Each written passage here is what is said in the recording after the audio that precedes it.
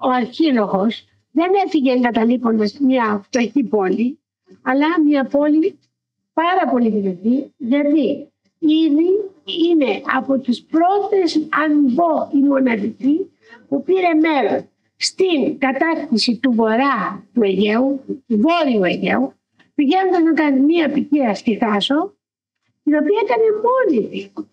Δεν έκανε κανείς μόνο του μια απικία όπως η ΠΑΟ. Και βεβαίως αρχίσαν και ανακαλύπτονταν πέρα από αυτά που συνδέονταν με φοιτητικό και διάφορα έργα.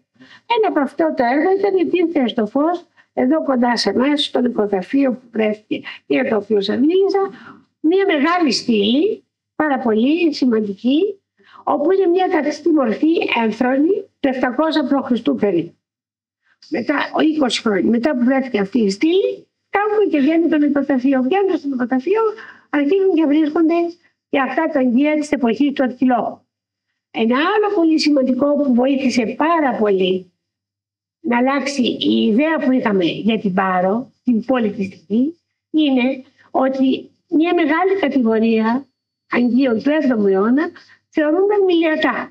Τώρα πλέον ξέρουμε ότι είναι παριανά, υπάρχουν παριανοί και ραζιστικοί, η οποία είχε μια ακτίνα κίνηση από την Βόρεια Αφρική, τις ακτές της Βόρειας Αφρικής που είναι η Τέρκυρα, μέχρι την Θάσο που είναι το Βόρειο Αιγαίο και τις ακτές της Χαλκιδικής, όπου και στις ακτές εκεί, σε ελληνικές πόλεις, την πόλη Σίμη, κοντά στην Καβάλα δηλαδή, βρέθηκαν αυτά τα αγγεία στην κεραμική.